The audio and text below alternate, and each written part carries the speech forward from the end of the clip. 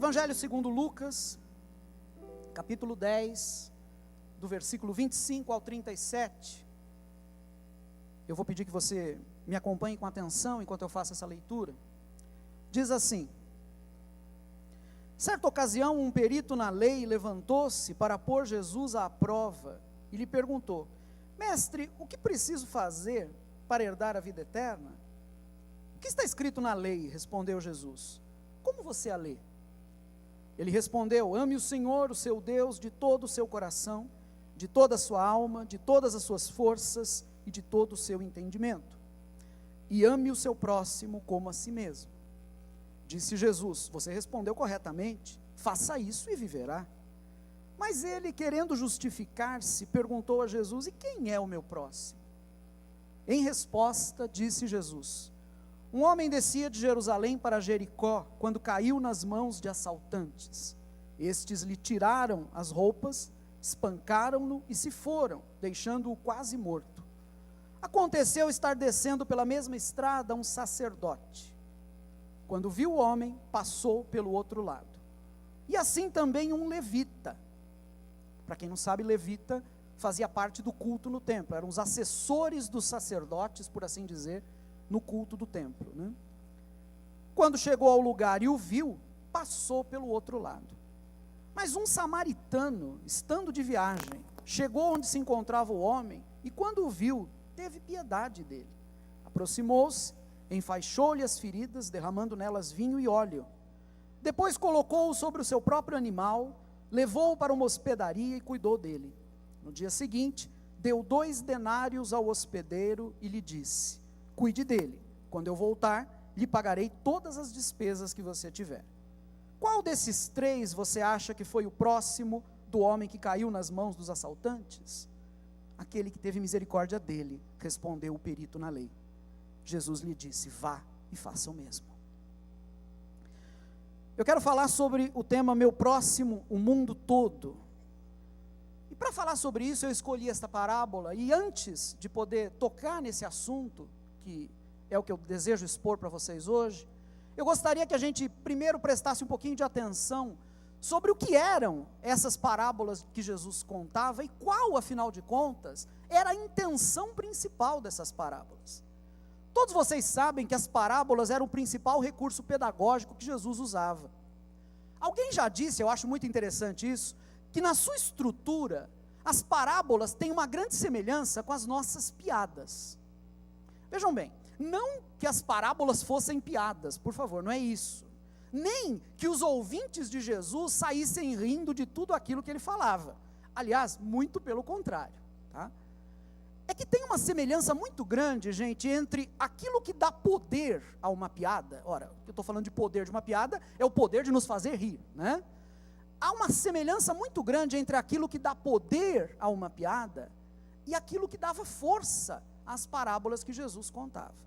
Então vamos começar refletindo um pouquinho sobre piada. O brasileiro gosta muito de piada, né? Toda piada possui 2 elementos centrais. O primeiro desses elementos, gente, é uma espécie de núcleo compartilhado, uma espécie de conjunto de conhecimentos comuns que estão relacionados ao universo cultural e social onde surge a piada. O que eu estou querendo dizer com isso?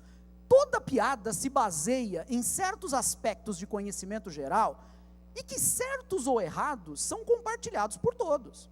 Por exemplo, aquele estereótipo, por favor, não briguem comigo, eu não acredito nisso, tá? Mas aquele estereótipo de que loira é burra, ou de que português é burro. Não acredito em nada disso, eu já usei a palavra estereótipo, quer dizer que é uma coisa que muita gente repete, mas que não é verdadeira, é um chavão, né?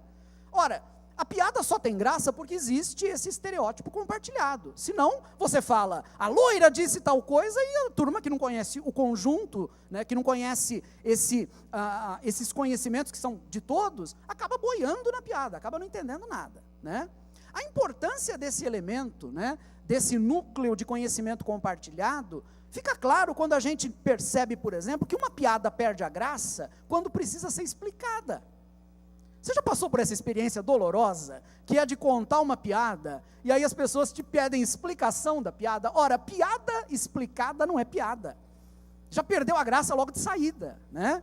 É uma má piada, ou então está sendo contada para o auditório errado. Talvez ela seja uma excelente piada, só que o auditório não conhece os elementos centrais que dão graça a essa piada. Então toda piada tem primeiro esse elemento, né, que é esse conjunto de conhecimentos que todo mundo conhece, compartilha, certo ou errado, não interessa, não vem ao caso agora, mas que quando você conta a piada as pessoas já se ligam nisso. O segundo elemento é que toda piada tem uma espécie de ponto de virada. Toda piada tem alguma coisa que acrescenta a ela aquele final surpreendente e inesperado, ou então aquele clímax na narrativa, e é justamente isso que dá graça à piada, que faz você rir, que pega você, que te captura. Então vejam, quando a gente não compartilha o mesmo universo cultural e social, que é a base da piada, ou quando a piada não tem esse final surpreendente, esse clímax na narrativa, nós não achamos a piada engraçada, não tem jeito. E eu estou quase perguntando aqui, não vou perguntar, porque vai que alguém acha graça, né? Mas dava vontade de perguntar para vocês aqui, quem é que consegue rir daquelas piadas que os apresentadores do Oscar contam na televisão? Cá entre nós, ou cada coisa sem graça. Por quê, gente? Porque não é a nossa cultura. Os norte-americanos rolam de rir no chão ouvindo aqueles caras, a gente ouve aquilo, não é a nossa cultura. Nós não temos os elementos para poder achar graça naquilo, tá? Quando nós olhamos para as parábolas, nós encontramos nelas esses mesmos dois elementos. Jesus construía suas parábolas, porque as parábolas, vocês estão cansados de saber, são essas historinhas que Jesus contava, né? Eu vivo dizendo que eu quase apanhei uma vez, porque eu falei que Jesus contava historinhas, né? E alguém me esperou no final do culto, numa outra comunidade, para me bater e dizer para mim, onde já se viu isso? Dizer que Jesus contava historinha? Tudo que Jesus falava é verdade. Não, eu sei que tudo que ele falava é verdade, mas as parábolas são histórias que Jesus inventava, né? Ou alguém imagina que Jesus leu sobre o filho pródigo na Gazeta de Jerusalém. Estava lá, né? Manchete, retorno do filho pródigo. Jesus leu aquilo, isso aqui dá uma boa história para contar para os meus discípulos. Nada disso. Jesus inventava essas histórias. Aliás, ele era muito criativo, né? Profundamente criativo. E de onde Jesus tirava os elementos centrais das suas parábolas? Ele tirava do contexto cultural e social onde ele vivia. Ele tirava do próprio cotidiano dele e dos seus discípulos esses elementos. Então, quando Jesus contava uma parábola, na cabeça dos seus ouvintes, era como se passasse um filme, né? Um filme contendo todos os elementos daquele mundo que eles conheciam, né? No caso dessa parábola que a gente leu aqui, todo mundo sabia, por exemplo, que as estradas eram muito perigosas, e que um homem não deveria nunca, ou deveria evitar ao máximo, viajar sozinho. Todo mundo sabia que elas eram cheias de salteadores. Todo mundo sabia o que era ser assaltado e largado à beira do caminho. Talvez muitos tivessem tido essa experiência já, talvez outros tivessem visto, né, pessoas que tiveram essa experiência, ou o que sobrou dessas pessoas à beira do caminho, né, quando eles viajavam. Então, as pessoas conheciam essas coisas. Outro detalhe interessante sobre essa parábola aqui, a maioria dos ouvintes de Jesus era gente do povo, e as pessoas do povo estavam habituadas ao elitismo dos sacerdotes e dos levitas. Se a gente analisa socialmente o contexto de Jesus, a gente descobre que os sacerdotes e levitas eram uma espécie de elite social. Eram poucos em número, eram extremamente ricos, controlavam o culto, eram influentes, eram aliados dos romanos na dominação da Palestina, inclusive, e eram totalmente separados do povão. Então ninguém estranha quando o sacerdote desce, olha e não faz nada. Ninguém estranha quando o levita desce pela estrada, olha o ferido e não faz nada também. Na verdade, os ouvintes já estavam esperando que fosse assim, porque essa era a realidade que eles conheciam. Então as parábolas de Jesus tinham esses elementos, né, que são os elementos dessa compreensão compartilhada do seu próprio momento histórico, do mundo em que eles viviam. A parábola também tinha, as parábolas de Jesus também tinham sempre um ponto de virada, um final surpreendente, um clímax da narrativa. Muitas vezes isso era um aspecto inusitado, uma coisa extraordinária, que captava a atenção dos ouvintes e que conseguia gravar na mente dos ouvintes o ensinamento que Jesus pretendia dar.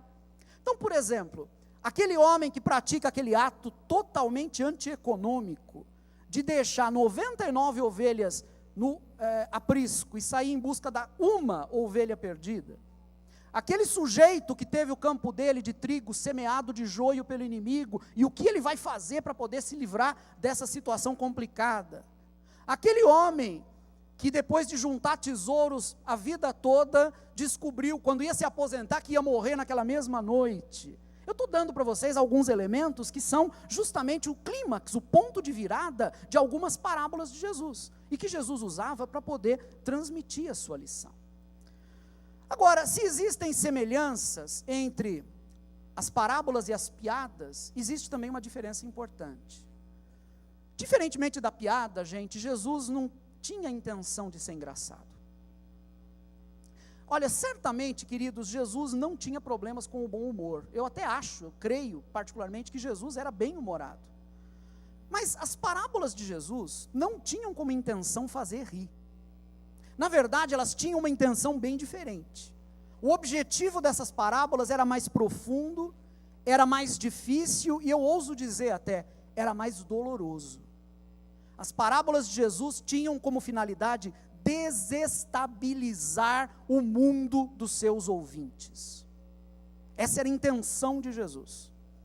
A intenção de Jesus era que as pessoas chegassem confortáveis, ouvissem a parábola e saíssem desconfortáveis.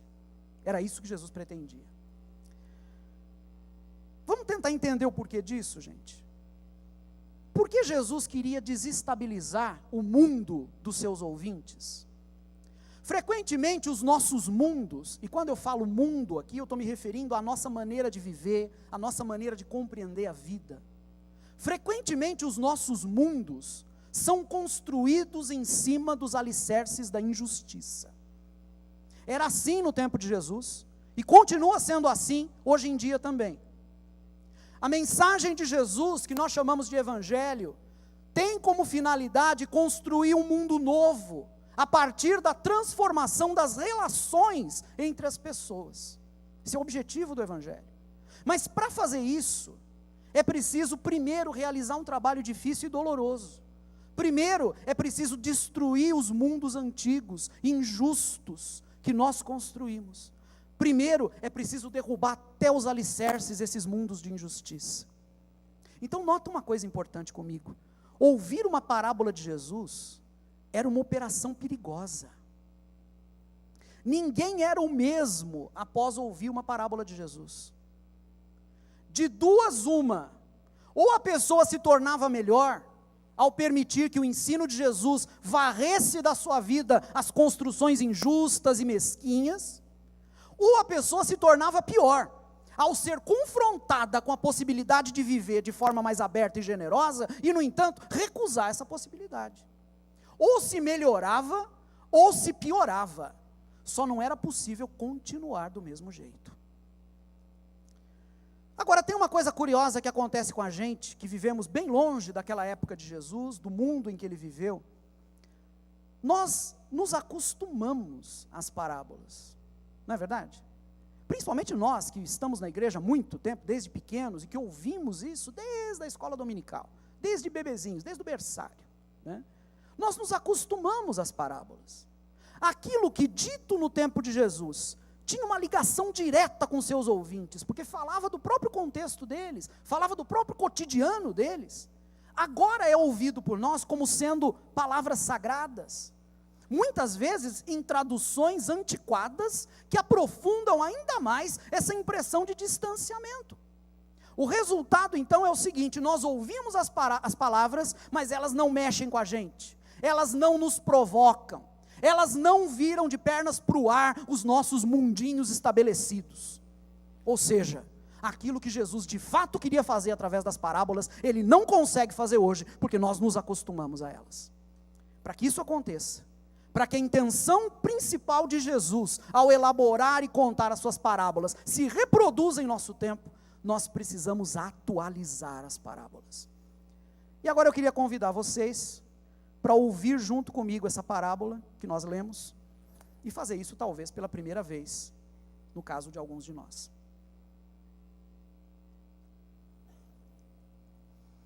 O perito na lei que se aproximou de Jesus, tinha uma pergunta, que era a pergunta de muita gente: como herdar a vida eterna?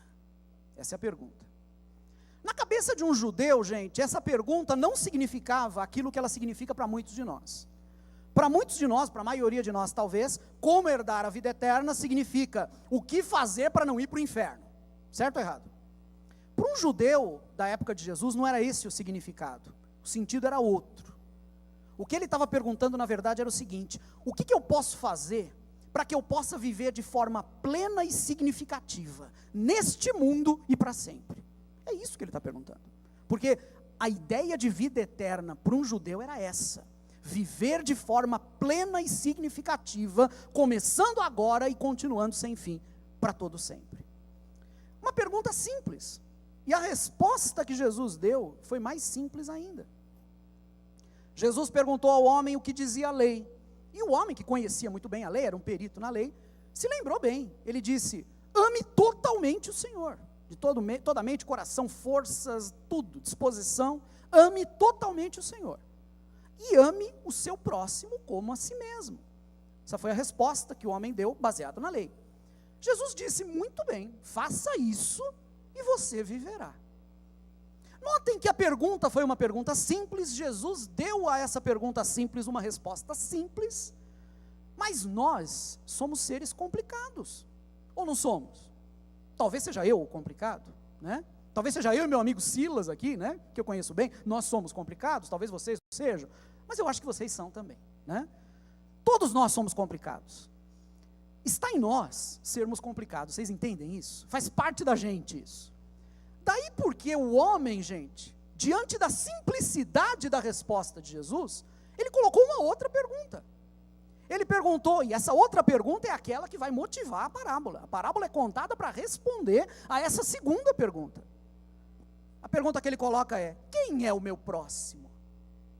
Interessante, ele não perguntou quem é Deus, a quem eu devo amar totalmente, né? Acho que ele achava que conhecia Deus plenamente já.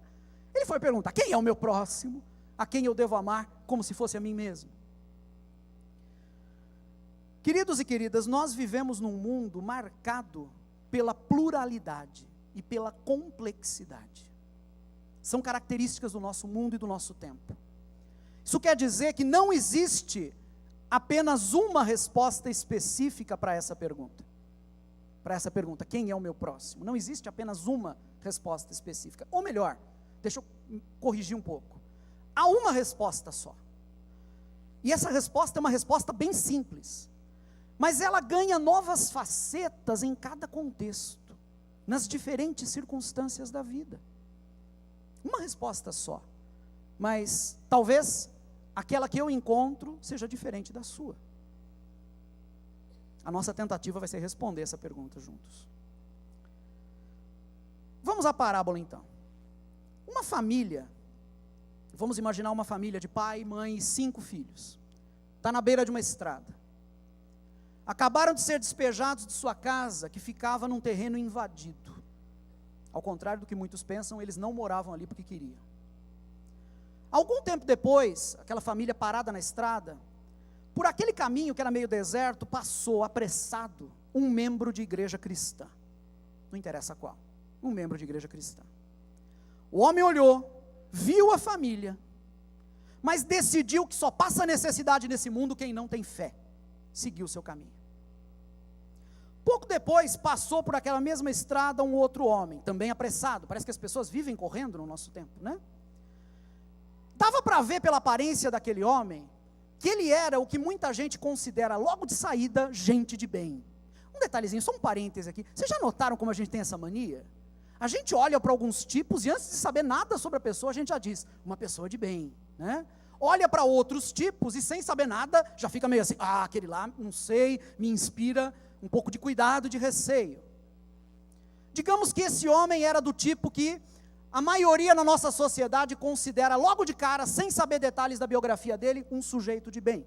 Branco, bem barbeado, cheirando a banho recém-tomado, roupa limpa.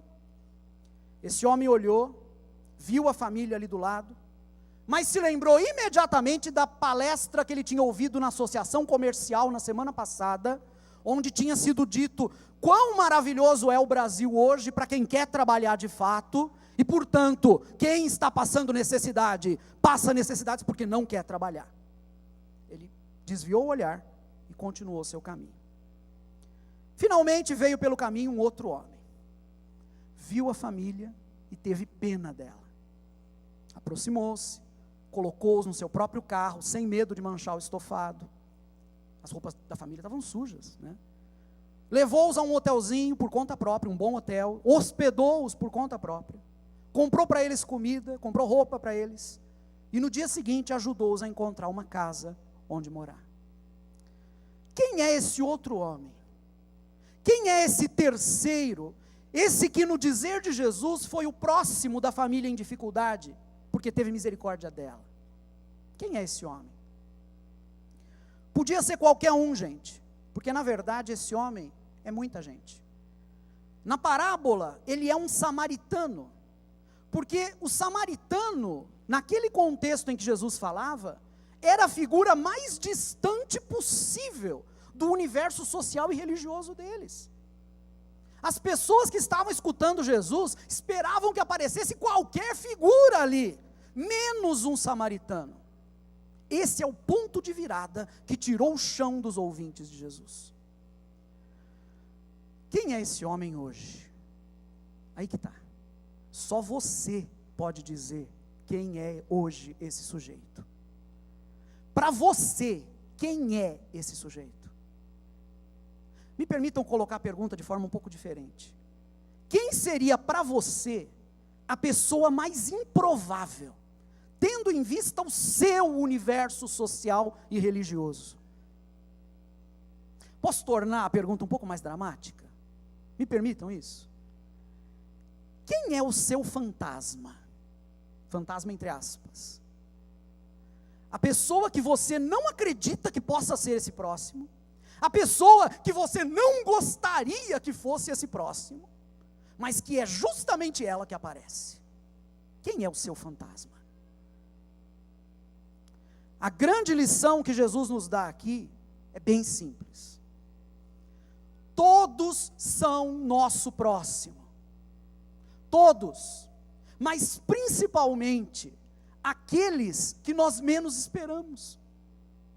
Todos são nosso próximo, mas principalmente aqueles que nós não vemos, ou que infelizmente preferimos não ver.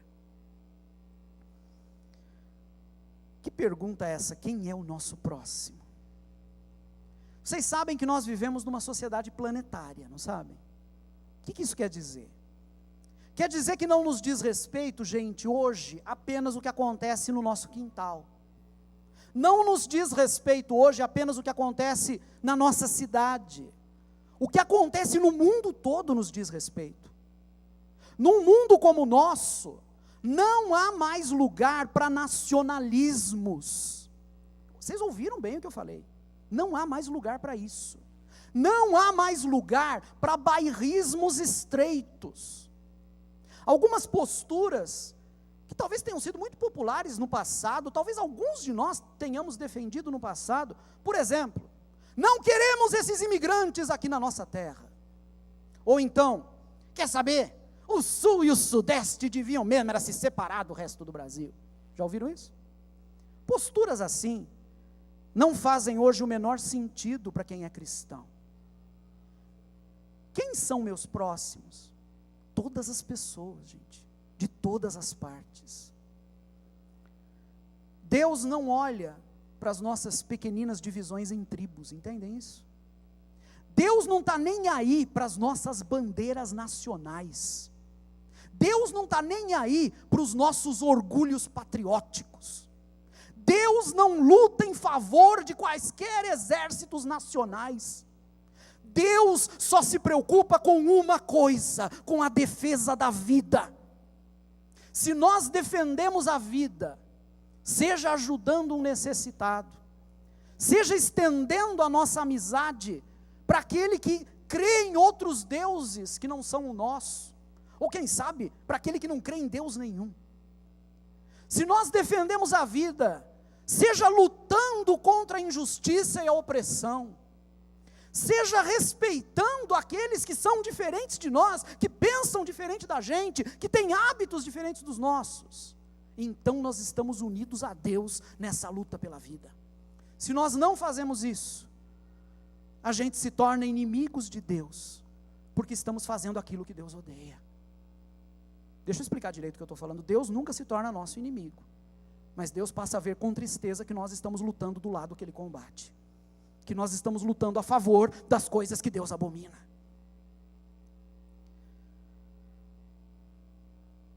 Há um segredo para nós conseguirmos tirar uma lição dessa parábola para nós hoje. Já aprendemos que o nosso próximo é o mundo todo, mas precisamos estreitar um pouco mais a nossa compreensão, torná-la um pouco mais específica. Eu diria que o segredo para nós tirarmos uma lição importante para nós hoje está no olhar, na maneira pela qual nós olhamos. Percebam, queridos e queridas, que na parábola, os 3 homens, o sacerdote, o levita e o samaritano, viram o outro homem caído na estrada. Deixa eu recordar isso a vocês. O texto frisa muito isso. Por exemplo, no versículo 31, a gente lê assim: quando viu o homem, está falando do sacerdote, né? Quando o sacerdote viu o homem, passou pelo outro lado. Olha o 32. E assim também o levita, quando chegou ao lugar e o viu, passou pelo outro lado. Mas um samaritano, estando de viagem, versículo 33, chegou onde se encontrava o homem e quando o viu, teve piedade dele. Os 3 olharam aquele homem, os 3 viram aquele homem, mas num certo sentido, no sentido mais importante, somente o samaritano o viu, porque diz o texto, quando o viu, teve piedade dele. Por que o olhar do samaritano foi diferente do olhar dos outros? Porque estava banhado de misericórdia, gente. Estava banhado de misericórdia. Quando o samaritano olhou o homem caído na estrada, ele não viu seus próprios preconceitos. Quem é esse? Ah, deve ser um bêbado, deve ser um vagabundo. Quando ele olhou o homem caído na estrada, o samaritano não viu seus temores, seus próprios temores. Se for uma armadilha para mim? Podia ser, não podia? Uma armadilha? O cara podia estar de isca ali, né? Ele não olhou para isso. Ele não olhou, quando ele viu o homem caído, ele não viu uma estatística. Ah, meu Deus, que mundo! Quantos milhares não estão desse jeito, né? E segue o seu caminho. Todos nós estamos habituados a ver estatísticas, né? Aliás, todos nós temos um pouquinho de tudo isso, né? Um pouquinho do preconceito que julga o necessitado sempre de forma negativa, um pouquinho do temor que tem medo de, ao ajudar, ser prejudicado, né? Uma preocupação com as estatísticas terríveis, mas que não nos leva a sair da nossa zona de conforto. O samaritano, quando olhou aquele homem, não viu nada disso, ele viu outro ser humano. Queridos, é bem verdade que o mundo todo é o nosso próximo. No entanto, nós não podemos alcançar o mundo todo. Não é verdade? Nós não podemos, nós não temos condições de nos responsabilizarmos pelo mundo todo. Não há condições humanas de fazermos isso. Mas nós podemos assumir a responsabilidade por aqueles que estão perto de nós. E aqui eu não estou me referindo aos nossos familiares e amigos. Eu estou me referindo àqueles que cruzam o nosso caminho, que estão carentes da nossa misericórdia, e que talvez, por causa das nossas lentes preconceituosas, nós não enxergamos. A questão, gente, é como é que nós vamos olhar para essas pessoas? Nós vamos olhar para eles com que olhar? Vai ser com o olhar cru e cínico, de quem se habituou a ver violência em toda parte, de quem se habituou a ver miséria em toda parte, de quem se habituou a ver injustiça em toda parte? Ou vai ser com um olhar banhado de misericórdia? A diferença é que o olhar cínico não faz nada, mas o olhar banhado de misericórdia transforma o mundo. E transforma o mundo pelo único caminho por onde a transformação do mundo pode começar: pelas vidas, pelos indivíduos, pelas pessoas. É assim que se transforma o mundo. Não se transforma o mundo globalmente, se transforma o mundo a partir de cada sementinha de mundo que são os seres humanos com quem nós nos encontramos. Jesus fez uma pergunta no final para aquele homem, para o perito da lei: quem foi o próximo daquele homem? Aquele que teve misericórdia dele, respondeu o perito na lei. curioso esse perito na lei, ele não respondeu o samaritano, né? Se esse homem fosse um pouquinho mais honesto, ele responderia assim: olha, Jesus, o próximo daquele homem foi o samaritano, e eu estou dizendo isso apesar desse samaritano ser socialmente e religiosamente o que há de mais distante de mim. Ele não tinha condições de responder tudo isso. Esse homem não teve coragem de dizer tudo isso. Mas nesse dia, esse homem foi confrontado com seus fantasmas. Nesse dia, a parábola de Jesus Cristo tirou o chão desse homem e colocou esse homem diante de duas possibilidades. Meu querido, ou você se torna melhor agora, sabendo que todos são seu próximo, sabendo que não existem barreiras que justifiquem a divisão da humanidade, sabendo que nós devemos destruir essas separações, e devemos construir uma civilização de generosidade e de amor. Ou você se torna melhor sabendo disso, ou você se torna pior, porque agora o seu egoísmo está desmascarado para você mesmo. É isso que o Evangelho faz com a gente. O Evangelho nos confronta, o Evangelho tira o nosso chão, mas ao fazer isso, o Evangelho exorciza os nossos fantasmas e nos dá a única possibilidade que temos de sermos seres humanos de verdade, de sermos criaturas livres. Dá uma olhada no noticiário. Vocês viram, no dia 3 de outubro, um dia tão querido, porque é o dia do aniversário do meu amigo, né, Anésio. Dia tão legal, mas nesse dia, mais de 300 pessoas morreram fazendo a travessia do norte da África para a ilha de Lampedusa, que é uma ilha que pertence ali às ilhas, um arquipélago na costa da Sicília, é o ponto da Europa mais próximo da África, não é? E tem sido uma rota de passagem de imigrantes. Todos nós sabemos como a Europa tem sido cruel com esses imigrantes, a começar pela Itália e seu governo. Temos sido lembrados também, através da figura do Papa Francisco, que esses imigrantes devem ser acolhidos com misericórdia. São os próximos que nós devemos acolher. Mas Rui, eu não vivo em Lampedusa, eu não posso fazer nada por esses imigrantes. É verdade. Mas a gente vive aqui. E a gente pode fazer tudo por quem está perto de nós. Não é verdade? Eu não vou te dizer quem é o seu próximo. Você vai descobrir isso. Mas que Deus nos dê um coração aberto para amarmos essas pessoas que estão ao nosso redor. Amém? Peço que vocês fiquem em pé, vamos orar juntos.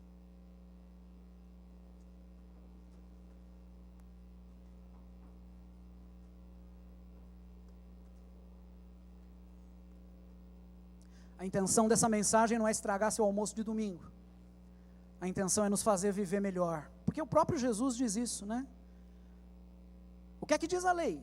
Ame o Senhor totalmente. Ame o seu próximo como se fosse você mesmo. Jesus diz, faça isso e você viverá. Querido, querida, faça o que te foi sugerido hoje. E você vai viver uma vida plena de alegria e de generosidade. Vou pedir que todos nós nos unamos em oração agora. Mais uma vez, como muitas vezes é um hábito nosso, cada um faça a sua própria oração diante de Deus. Cada um procure, na medida do possível, identificar os seus próprios fantasmas, que a partir de hoje vão se tornar o seu próximo. Cada um de nós faça isso. Daqui a pouquinho eu vou orar junto com todos vocês. Eu também vou orar por mim agora.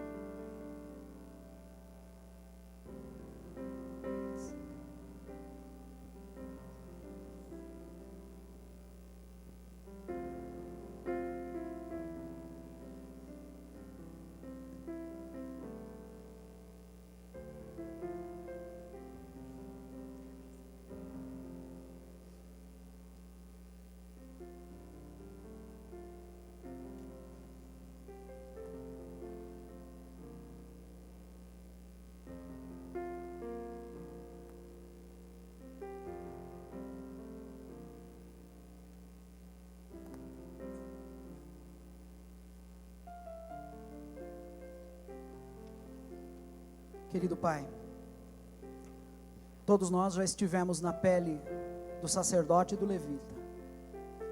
Todos nós já passamos ao largo de pessoas em necessidade. Nem sempre essa necessidade foi financeira, nem sempre foi material, nem sempre foi motivada pela violência contra outra pessoa. Só o Senhor sabe, e só cada um de nós sabe, quem são os nossos próximos que nós tentamos ignorar, que nós tentamos não enxergar. Obrigado porque a Tua palavra tirou o chão de sob os nossos pés hoje. Ajuda-nos a encarar os nossos fantasmas, e mais do que isso, ajuda-nos a transformá-los hoje no nosso próximo.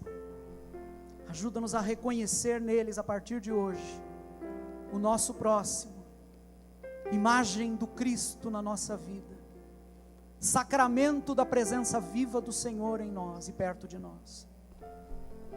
Meu Deus, num mundo que se tornou cada vez mais egoísta, ajuda-nos a viver de forma mais generosa. Ajuda-nos a ter um olhar banhado de piedade. Obrigado, Pai. Se a gente fosse viver pelos nossos méritos, estávamos perdidos. Mas nós vivemos pela Tua graça. É a Tua graça que nos sustenta. E é a Tua graça que vai nos ajudar a viver de forma plena e significativa. Para a glória do Teu nome. Em nome de Jesus. Amém. Vamos adorar o Senhor. Amazing grace, how sweet the sound that saved a wretch like me. I once was lost, but now I found